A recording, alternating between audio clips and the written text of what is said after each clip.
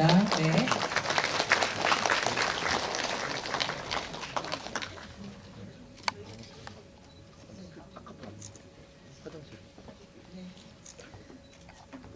그러면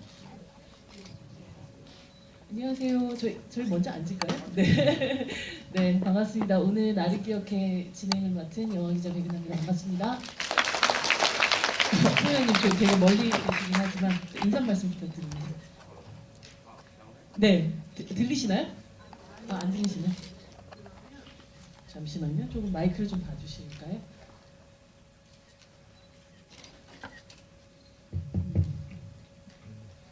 네, 안녕하십니까. 오늘 여러분과 영화 함께 본 더불어민주당 표창원 의원입니다. 의원님 팬들이 굉장히 많이 오신 것 같습니다. 혹시 제가 영화 속의 악역을 맡은 배우로 착각하신 건 아니죠? 아, 네, 오늘 지금 함께 또 이 영화를 만드신 이한욱 감독님과 그리고 이유영 배우, 김희원 배우가 또 저희 자리에 함께 하셔가지고 오늘 영화의 뭐 또 뒷이야기 또 속 이야기도 풍성하게 채워주실 텐데요. 배우분들, 감독님 지금 들어오실 수 있나요? 네, 여러분들 큰 박수 주시면 함께 자리해 주시겠습니다. 박수 부탁드립니다.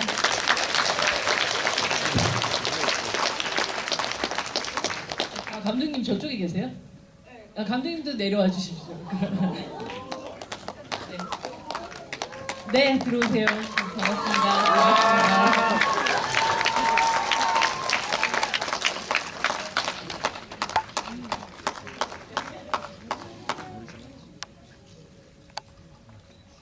감독님은 감독님 지금 내려오신 중이세요? 아, 그러면 그 2분 정도 걸리신다고 하니까 그 감독님이 내려오시는 동안 저희 배우분들 인사 말씀 좀 먼저 들어보도록 하겠습니다. 안녕하세요. 저는 여기 영화 보셨으니까 국철 역할을 맡은 김희연입니다.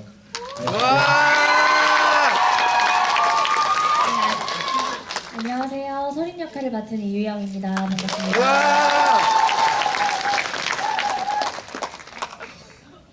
마이크를 이걸 같이 쓰시면 되지 않을까 싶은데 저 한번 켜 있나요? 네. 표현님은 지금 막 영화 보시고 내려오신 걸로 알고 있는데, 네. 또 이 영화 어떻게 보셨는지 또 함께 또 이야기를 좀 부탁드리고요. 그래서 우선 뭐 남의 일 같지가 않고 워낙 제가 접했던 그런 이야기들 중에 하나이기도 하고 그래서 처음 시작할 때 너무 되게 불편했고요, 사실은. 그 소재와 대상 자체가. 그럴 수밖에 없죠. 네. 그러다 이제 중간에는 좀 반전에 거듭하면서 미스테리가 아주 빠져들게 만드셔서 저도 모르게 그냥 재미를 느껴버렸어요. 소재 대상 그래서 안 된다는 혼자만의 생각이 있었는데 마지막에 이제 상당히 많은 사회적 메시지가 확 던져져서 좀 충격을 아직까지 좀 헤어나지 못하고 있는 그런 상태입니다. 이제 이 기자 시사를 이제 감독님 들어오셨네요. 네, 안녕하세요. 네, 이한 감독님 들어오셨는데요. 관객분들에게 먼저 인사 한 말씀 부탁드립니다. 죄송한데 화장실을 좀 오래 참았던 빨리 갔다 온 바람에. 안녕하세요. 저 딸기역 연출한 윤우라고 합니다. 제가 GV를 해외 영화제 때 해보고 오늘 처음 관객분들 만나뵙는데요. 어떻게 보실지 궁금하고 많은 이야기 나누고 싶습니다. 감사합니다. 네. 아마도 관객분들이 진짜 영화 어떻게 보셨는지 굉장히 다 많이 궁금하실 것 같아요. 특히나 기자 시사 끝나고 나서 뭐 듣는 반응과 또 관객들이 또 이야기를 보고 나서 또 듣는 반응들은 굉장히 또 다른 부분이 있을 거라서 또 주연 배우로 이번에 함께 참여하신 김희원 배우님, 이 영화의 개봉을 앞두신 소감이 어떠신지 먼저 얘기를 좀 들어볼 수 있을까요? 23분 정도의 첫 등장하신. 네. 이유영 씨가 주연이죠. 네. 되게 걱정을 많이 했어요. 찍기 전에 걱정을 너무 많이 해서 저희가 어저께 처음 봤거든요. 네. 어저께 처음 봤는데. 완성된 영화로요. 네. 어제 처음 봤는데 그냥 욕이나 안 먹어야 되겠다 그 생각밖에 안 들었어요. 이게 좀 촬영 현장도 너무 열악하고 그래서 욕만 안 해주셨으면 뭐 이런 생각으로 열심히 했는데 어저께 보고 나서 그래 뭐 욕은 안 먹을 수가 있겠다 그 정도 뭐 하여튼 근데 욕하셔도 됩니다. 진짜로 뭐 욕하셔도 되는데 욕은 안 먹었으면 뭐 그런 마음이에요. 아 무슨 말씀이십니까? 네, 네. 오늘 지금 거의 다 여기 되게 팬분들이 굉장히 많이 오신 것 같아서 그런 험한 얘기가 나올 것 같은. 이영배 의원님 뭐 여러모로 또 힘든 촬영이기도 했을 것 같은데 또 마침내 이제 개봉을 앞두고 있는 이 마음이 어떠신지 그리고 또 관객들 거의 최초로 또 만나시게 되지 않았을까 싶은데요. 또 어떤 마음이신지 인사 말씀 부탁드립니다. 네, 찍은 지 지금 거의 1년 6개월 만에 개봉을 해서 어제 개봉하나 계속 기다렸는데 드디어 개봉을 하게 돼서 너무 기쁘고 근데 또 한편으로 좀 너무 긴장이 되더라고요. 어제 영화 보기 전에도 연기적으로 너무 아쉬운 게 많아서 긴장이 됐고 근데 어제 영화를 보니까 보는 내내 화가 나왔고 또 눈물도 날 것 같고 계속 그랬어요. 그래서 그것만으로도 반은 성공한 게 아닌가. 네, 관객 수는 뭐 올해 따른 것 같고 잘 됐으면 좋겠습니다. 네. 감독님 진짜 아까 앞서 김희원 씨가 굉장히 또 오래 기다린 영화다라는 얘기도 하셨는데 그 가장 오랜 기다림은 또 감독님이 하시지 않았을까라는 생각이 들거든요. 처음에 기획하셨던 단계부터 시작해서 지금 또 관객을 만나기까지 또 많은 시간들과 기다림이 있었을 텐데 지금 신경이 가장 복잡하신 분이 감독님 아니실까 생각됩니다. 제가 처음 이 작품을 기획안을 받고 제가 수정했던 게 2015년 초 정도부터 지금 거의 횟수로 3년 만에 개봉을 했는데 처음에 이 이야기를 주변에 보여드렸을 때 반응이 다들 황당해하는 그런 반응이셨어요. 어떻게 이게 말이 되느냐? 이거는 도저히 뭐 상업영화, 대중영화로서 만들 수 없는 소재다라는 얘기를 대부분 하셨었거든요. 그래서 투자되는 기간도 거의 1년 반 정도 있고, 되게 우여곡절 끝에 개봉하게 돼서 너무 네. 최 의원님, 사실 뭐 영화적으로 이게 과연 영화 될 거냐, 너무 센 소재가 아니냐 이렇게 얘기를 하지만 실제 우리의 사회 안에서 뭐 이런 일들이라는 것이 뭐 수위의 문제들이 있긴 하겠지만 뭐 슬프게도 굉장히 자주 일어나고 있는 부분들도 있잖아요. 그러니까 비슷한 소재를 또 다룬 또 어떤 한국 영화들도 분명히 있었기도 했는데 이 비교해 보았을 때 이 나를 기억해라는 이 영화는 또 어떻게 또 다르고 또 다르게 또 다가오셨는지가 좀 궁금합니다. 뭐 우선 가장 먼저 비교 대상으로 떠오르는 게 이제 항공주. 그러시겠죠.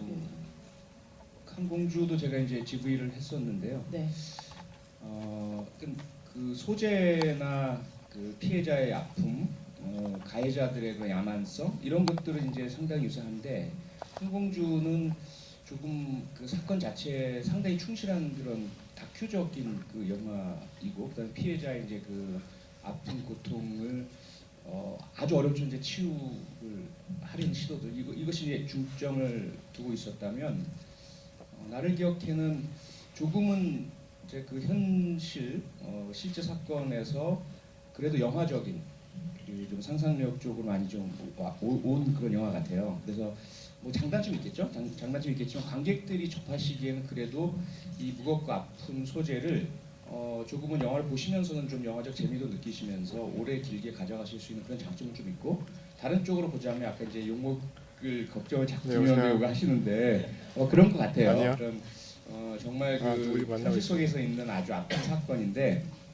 좀 그 드라마적인 요소 알겠어요. 많은 부분들이 좀 걸리시는 게 아닌가. 네. 그런 장단점이 분명히 있는데 충분히 아, 하실 만한 시도인 것 같고 늦게 잘하신 것 들어가요. 같고 저는 아니에요. 공감하고 싶은 이 주제 자체를 많은 분이 관심 갖게 해주셔서 감사를 드리고 싶어요. 네. 특히나 이유영 배우가 연기를 해야 됐었던 이 한설인이라는 캐릭터는 많은 아픔을 가지고 있고 또 영화 속에서도 계속 끊임없이 고통을 받아야 되는 그런 캐릭터잖아요. 실제로 배우로서 되게 심리적으로 육체적으로 쉽지 않은 결정이셨을 것 같다는 생각이 들었는데요. 그럼에도 불구하고 이 작품 함께 하시겠다 결심하시게 됐었던 배경은 어떤 것이었을까요? 같은 여성으로서 좀 많이 안타까웠고, 근데 이런 자기가 이렇게 좀 숨어 살고, 과거에는 도망쳐서 살고 숨어 살다가 나중에는 결국 더 이상 물러서지 않고 맞서 싸우는 모습이 저한테는 그게 너무 좋았어요. 여자가 그 한서린이라는 인물이 도망가지 않고 죽음까지도 생각했었다가 결국 자기 학생은 같은 일을 겪게 하고 싶지 않아서 일어나서 이제 싸우러 가는데, 그 부분에서 많은 피해자분들이 그 용기를 내셨으면 좋겠다는 생각이 들었고, 또 결말이 저한테 너무 충격적이었어요. 결말이 너무 씁쓸하면서도 그런 이게 범죄자지만 가해자지만 가해자를 만든 또 다른 가해자가 있는 거잖아요. 그런 일이 있다는 것도 많이 놀랍고, 그 부분을 많이 알아주셨으면 좋겠다고 생각을 했던 것 같아요. 잠깐 스쳐 지나가면서 말이 나오긴 하는데, 영화 속에서 보면 옥철이 6년째 그 폴더폰을 안 바꾸고 있다고 그게 나오잖아요. 근데 생각해 보면 뭐 아주 경제적인 이유만으로 그렇게 바꾸진 않았을 것 같다는 생각도 들고, 어쩌면 서린의 연락을 기다리고 있지 않았을까라는 생각도 좀 들었어요. 뭐 그게까지 뭐 깊게 생각한 것까지는 않습니다. 깊게 생각할 근데 것까지는 마음속에 참 짐처럼 좀 남아 있는 케이스가 그 과거 형사로서 생활하면서 였지 않았을까라는 생각이 들었거든요. 사실은 이 형사는 비리 형사였어요. 그랬네요. 네, 그렇잖아요. 그렇죠. 네, 비리 형사였어요. 뒤로 돈을 받는 음. 비리 형사라서 그것에 대한 약점을 지키려고 어떻게 보면은 좀 나쁜 짓을 했잖아요. 그랬죠. 네. 그것에 대한 죄책감이 크죠. 네. 그래서 항상 뭐 그냥 PC방에서 페인처럼 뭐 게임만 하고 그리고 살다가 뭐 죄를 뉘우치는 거죠. 제 나름대로 뭐 그런 생각을 했기 때문에 좀 더 좀 거칠게 페인처럼 살려고 노력했고, 또 그래서 조금 더 열정적으로 더 범인을 잡아야 되겠다 라는 생각으로 연기를 했습니다. 감독님, 이한 감독님 같은 경우 2014년도에 개봉했었던 이 숨바꼭질 같은 경우도 아동 성폭력을 둘러싼 어떤 비극과 복수 이런 이야기들을 담고 있는 작품인데, 영화적으로 계속적으로 이런 사회적인 문제를 가지고 오시고 또 그리고 계속 이어가시는 어떤 이유들이 있으신가요? 사실 숨바꼭질 찍고 나서는 이런 소재를 안 하고 싶었어요. 아, 네. 안 하고 싶었는데 워낙 또 그쪽으로 제가 너무 고정되는 느낌이 들어가지고 하지 않았는데, 또 막상 또 이렇게 제안을 받았을 때 제작사로부터 뭐 이런 비슷한 소재는 아니었지만 제가 또 그 당시에 또 청소년 관련된 문제에 좀 관심을 많이 갖고 있었거든요. 네. 그런 시기에 또 이렇게 그 기회가 겹치다 보니까 이게 맞아가지고 또 시도를 하게 됐는데, 저걸 하면서도 저는 되게 좀 마음의 짐이라 갖고 이렇게 컸거든요. 과연 내가 너무 이쪽 분야에 스스로 짐을 떠안고 하는 게 아닌가라는 생각도 들고, 또 부담도 많이 됐고, 또 이렇게 엄연히 또 피해자가 있는 또 그런 존재하는 문제이기 때문에 섣불리 또 접근하기도 좀 민감한 문제고 해가지고 되게 부담이 됐었는데, 모르겠습니다. 아무튼 제가 뭐 이쪽 분야를 막 원해서 했던 건 전혀 아니고요. 네, 어떻게 하다가 보니까 됐는데, 하지 않을 수 없어서였다라고. 자의반 타의반 뭐 그렇게 표현님이 아마 이 영화를 관객분들하고 함께 보신 가장 따끈따끈한 관객 중에 한 분이 아니실까라는 생각이 드는데요. 영화 보시면서 제작진들에게, 뭐 감독님과 배우분들에게 궁금하셨던 부분이 있으셨으면 여기서 질문할 기회를 제가 제일 먼저 드리도록 하겠습니다. 대단히 많은데요. 네. 너무 더 독점은 또 못하니까. 앞서 이제 김희연 배우님이 그 비리 경찰이었던 옥철의 어떤 그 죄책감 부분을 말씀해 주셨거든요. 근데 지금 현장에 그 여기에 그 경기 남부지방경찰청 경찰관들도 와 계세요. 네. 네. 일단은 박수 좀 부탁드리겠습니다. 네. 그러니까 물론 이제 그 배우가 작품에서 역할을 담아내는 것이 꼭 그 현실에 있는 모든 것들을 알아야만 되는 건 분명히 아니지만, 그나마 이제 제가 그 영화에서 읽은 죄책감은 사실은 이제 세 가지거든요.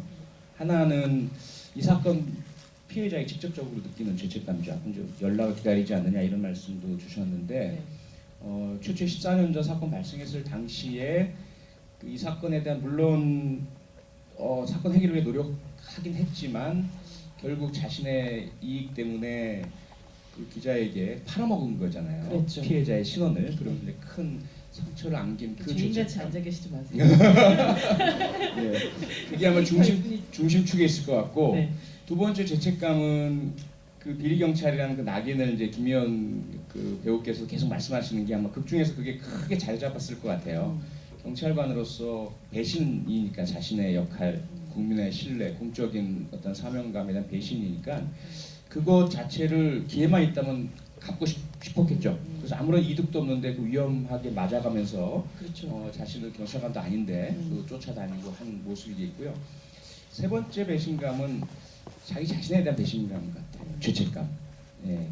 그래도 처음 출발할 때는 정말 청운의 꿈을 안고 정의롭게 약자를 돕고 악인을 처벌하겠다는 그러한 그 경찰관으로 출발했을 텐데 어쩌다 보니 뭐 이런저런 이유가 있었겠지만 비리 경찰을 그만두게 되었을 때 자기 자신을 용서하기 힘들고 이걸 어떻게든 좀 용서를 해야 되지 않을까. 이 세 가지가 좀 합쳐져서 그 어떤 이 사건에 대한 그 역할로 나타난 것 같은데 그게 감독님하고 김희연 배우님 입장에 봤을 때 이런 요소들을 얼마나 어떻게 소화하시려고 하셨는지 좀 여쭤보고 싶어요.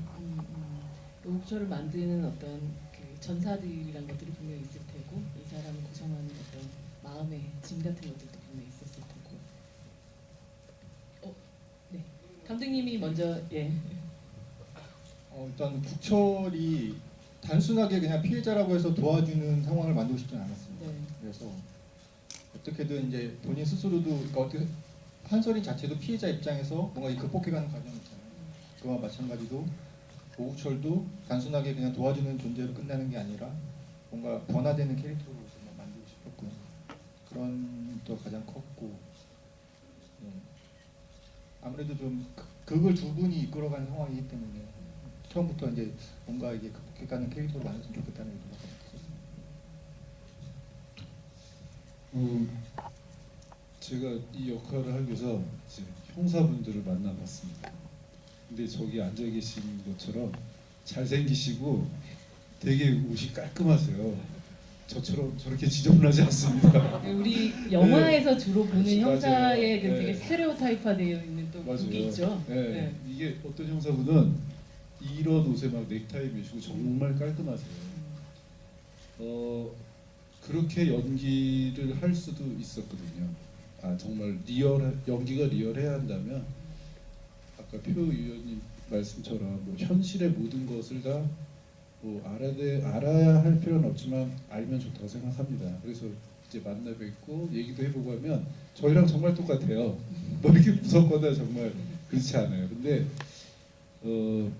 그냥 관객분들이 보시기에 그리고 또 이 사람의 내면이 약간 조금 더 피폐해야 그나마 좀 사죄하는 느낌은 아닐까. 네. 또 약간 그래야지만이 극적으로 좀 도와주는 게 조금은 더 뭔가를 극복해서 했다 뭐 이런 그런 생각 때문에 그리고 또 흔히 우리가 보는 이제 형사물에서 형사들은 약간 좀 지저분하고 그래야 맨날 잠복 근무하고 뭐 그런 여러 가지를 섞어서 그렇게 해서 좀 그런 쪽에 그 맞춰서 연기를 했던 것 같습니다. 이제 한설인 역에 대해서 좀 질문을 드리고 싶은 게 네. 정말 어려운 역할이잖아요. 우선 저희들이 일선 현장에서 많이 힘든 게 피해자 심리거든요. 다 똑같진 않은데 그 한설인에게서 나타나는 것은 우선 자책이잖아요. 내가 뭔가 그 기회를 제공하고 또 너무 처음 피해를 당해서 14년 전 피해를 당했을 때 용감하게 또는 엄마나 뭐 선생님이나 경찰에 신고하지 않았고 뭐 이런 여러 가지 것들 때문에 자책, 죄책을 가졌을 것 같고 두 번째로는 이제 분노와 복수심이잖아요. 그 나쁜 놈들 정말 찢어 죽여버리고 싶고 근데 그게 그 나중에 대상이 오히려 너무나 또 다른 피해자임을 발견했을 때 좀 이렇게 허탈했을 것 같고 근데 세 번째 느낌은 세 번째 제가 이제 발견한 모습은 선생님이잖아요. 또 선생님으로서 특히 세정 학생에 대한 그런 또 공감과 또 배려와 보호와 이런 마음이 이렇게 막 섞여 있을 때 대단히 힘들었을 것 같아요. 그래서 그런 부분들을 어떻게 사전에 준비를 하셨고 어떤 마음을 가지고 임하셨는지 그걸 좀 여쭤보고 싶어요.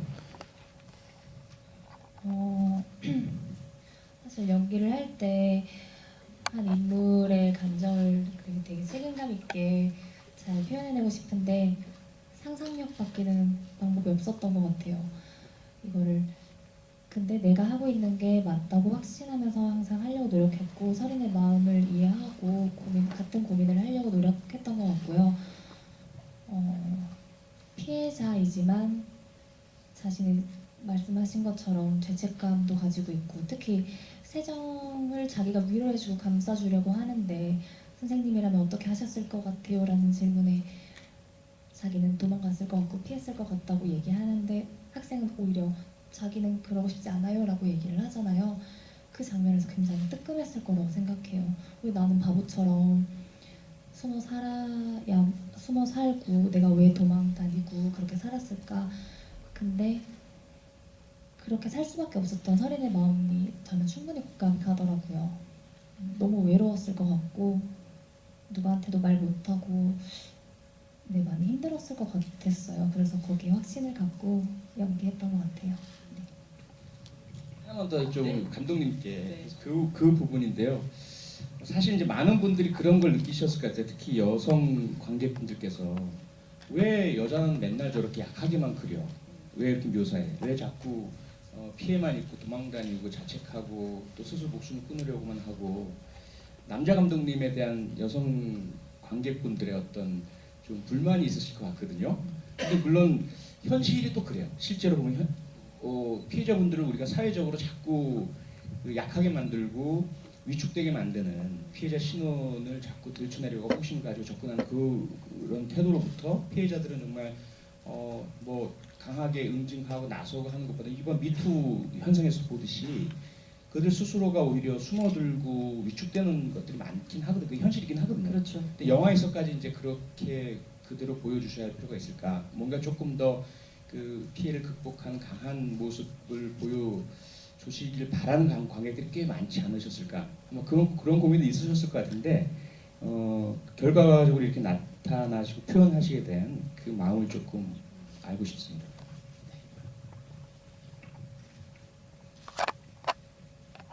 사실 피해자 제가 뭐 남자 입장에서 남성 입장이고 제가 뭐 그런 사건을 직접 겪어보지 않은 입장에서 피해자분들의 그런 심경을 100% 이해하고 표현한다는 한계가 있다는 걸 분명히 말씀드리고 싶고요. 아무래도 이제 영화적인 접근이 필요하고 아무래도 이게 장르 영화다 보니까 어떤 장르적 어떤 틀에 맞추는 시도가 좀 있었어요. 네. 그러다 보니까 아무래도 변화해가는 캐릭터를 만들어야 됐고 그러다 보니까 애초에 캐릭터 자체가 뭔가 좀 이제 시련을 안고 가다가 변화하는 모습을 보여줬기 때문에 그런 것 때문에 좀 그런 피해자의 모습을 조금 초반에 부각해야 되지 않나 그런 상황이 있었고요. 뭐 저도 이제 그 피해자들의 입장을 좀 더 이제 공감하려고 시나리오 쓰면서 이렇게 좀 그런 분들하고 접촉을 좀 시도해볼까라는 생각도 했었거든요. 근데 그게 사실 되게 위험하다고 하더라고요. 그러니까 그분들의 그 상처를 들추는 또 상황이 될 수도 있기 때문에 네.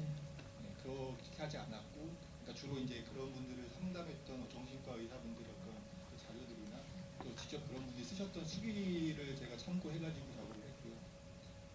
예, 뭐 말씀드렸듯이 뭐 100% 그분들의 심정을 이해하기 힘들지만 그분들의 어떤 상처나 이런 것들의 어떤 단순히 이렇게 영화적 유의부 만들지 않기 위해서 나름대로 신경을 썼었고, 예, 예, 그렇게.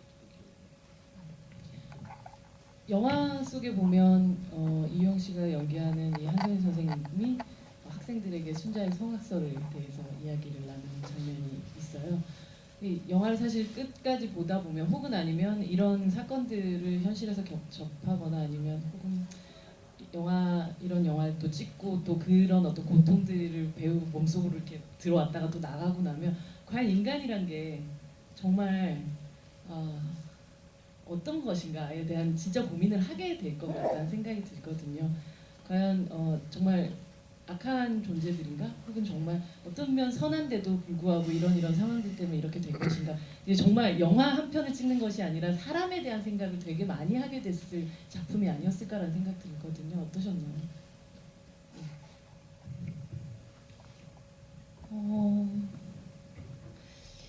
근데 사실 수업 그 내용은 감독님이 어쨌든 대본을 쓰신 거고 그렇죠. 근데 저 개인적으로는 날 때부터 악한 사람은 없다고 생각을 해요. 그래서 생각해보면 저도 어렸을 때는 사회에 이렇게 내던져지기 전까지는 순수했던 시절을 되돌려보면 아무것도 몰랐고 심지어 저 중학생 때는 사람들이 왜 이렇게 화를 내는지 이해가 안 되는 거예요. 아 정말요? 네, 그래서 화가 나는 일이 아무것도 없었고 뭐 그랬는데 언제부턴가 이제 좀 많이 달라졌죠. 많이 달라졌어요.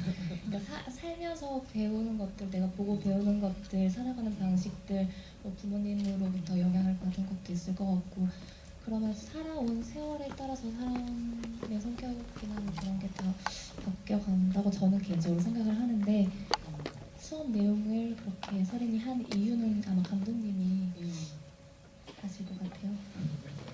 네. 일단 제가 스스로가 저는 성악설 쪽에도 아, 지정한 그런 생각을 갖고 있기 때문에 그랬고 그리고 일단은 제가 뭐 전에 뭐 인터뷰 때 말씀드렸지만 제가 이 작품을 준비했을 당시에 그 윌리엄 골딩의 파리 대왕이라는 책을 읽고 있었어요. 그러니까 그 책 자체가 어떤 인간 본연에 내재되어 있던 사악함이나 그런 폭력적인 그런 것들을 다루는 그런 소설이었는데 그 작품을 보면서 이 이야기 어떤 구성을 그러니까 뭐 구성을 그대로 뭐 모티브를 삼았던 건 아니에요. 네. 그 소설이 갖고 있는 어떤 정서적인 부분이나 어떤 상징성 이런 것들을 좀 그 영화에 좀 담으려고 노력을 했었습니다. 그래서 성악설은 아마 거기서 좀 기초로 나온 소통이 아닌가 싶습니다. 갑자기 김혜원 배우님은 또 어떤 생각을 갖고 있는지 궁금해지네요. 저는 성선설을 믿고 있습니다. 네, 영화 속에서는 사실 진짜 악한 인물들도 많이 하셨지만 네, 항상 되게 선한 마음 갖고 계시잖아요. 그럼요. 네.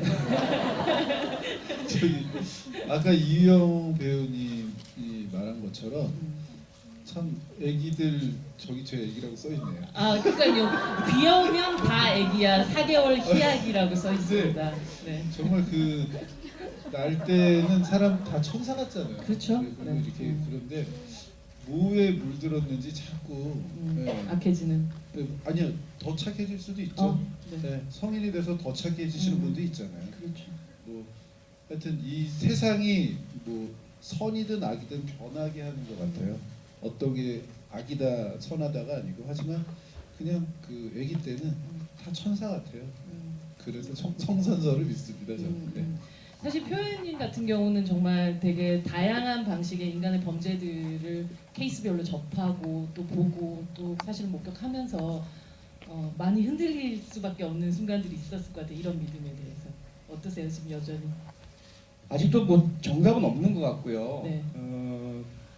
그 물론 이제 그 종교적인, 신학적인, 철학적인, 윤리적인 각 접근이 다 다른 것 같아요. 그리고 어찌 보면 성악설이건 성선설이건 결과적으로는 그리 다르지 않을 것 같다. 왜냐하면 어쨌건 태어난 한 사람이 그 이후에 어떻게 변하는지는 주변에서의 영향에 의한 거다. 성선설은 원래 태어난 그 착하고 선한 모습을 그대로 잘 보존해주자.